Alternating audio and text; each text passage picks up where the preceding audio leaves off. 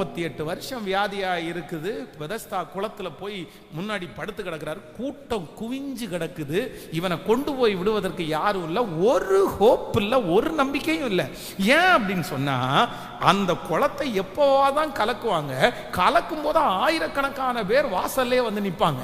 சிலரை வந்து பிடிச்சி தள்ளுறதுக்கு ரெடியா இருப்பாங்க. கலக்குன அடுத்த நிமிஷத்துல ஒரே ஒரு ரூல்ஸ், முதல்ல அந்த கலக்கும் போது முதல்ல குளத்துல யார் இறங்குறாங்களோ அவங்களுக்கு தான் விடுதலை. எத்தனை பேர் காத்து கிடப்பாங்கன்னு நினைக்கிறீங்க? எத்தனை பேர் குளத்துல பிடிச்சி தள்ளுறதுக்கு ரெடியா இருப்பாங்க? ஆனா இந்த மனுஷனுக்கு ஒருத்தரும் இல்லை. ஒருத்தரும் இல்லைன்னாலும் அந்த மனுஷன் இருந்த இடம் எங்க அப்படின்னா பெதஸ்தா குளத்துல தான் இருந்தார். ஆமே. நம்மளா இருந்தா என்ன பண்ணுவோம் சொல்லுங்க? பொதுவாக ஒரு பிச்சை அப்படி எடுக்கிறாங்கன்னு வச்சுங்களேன், ஒரு ஏரியாவில் வசூல் ஆகலைன்னா, ஹலோ, நமக்கு ட்ரீட்மெண்ட் பார்க்குறாங்க, ஒரு ஹாஸ்பிட்டலில் சரியாகலைன்னா கேட்கல, அது நம்பிக்கையே இல்லாத இடம், சிட் பண்ணிட்டு போயிட்டே இருப்போம். ஆனால் 38 வருடமா வியாதியா இருந்த ஒரு மனுஷனுக்கு வேதம் சொல்லுது, என்னை கொண்டு போய் விடுவதற்கு யாரும் இல்லை.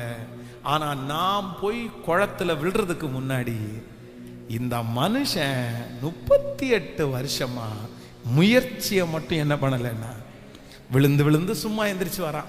விழுந்து விழுந்து சும்மா, இன்னைக்கு நான் விட விழுந்தா இன்னொருத்தவன் அற்புதம் நடந்துன்னு போயிடறான், இவன் திரும்பி வெட்கப்பட்டு வரான். ஆனாலும் என்னைக்காவது ஒரு நாள் நான் காத்திருந்ததுக்கு ஆண்டவர் பதில் தருவார். என் முயற்சிக்கு ஆண்டவர் பதில் தருவார். என் உபவாசத்திற்கு ஆண்டவர் பதில் தருவார். நான் நம்புகிறேன். கர்த்தருடைய பிள்ளைய ஆண்டவர் சொல்லுகிறார், என்றைக்காவது ஒரு நாள் உங்க உபவாசத்திற்கு ஆண்டவர் பதில் கொடுக்காம இருப்பாரா? என்றைக்காவது ஒரு நாள் உங்களுடைய முயற்சிக்கு ஆண்டவர் பதில் கொடுக்காம இருப்பாரா? அவருடைய நாமத்திற்காய் காண்பித்த பக்தி வைராக்கியத்தை மறந்து விடுவதற்கு அவர் அநீதி உள்ள தேவன் அல்ல.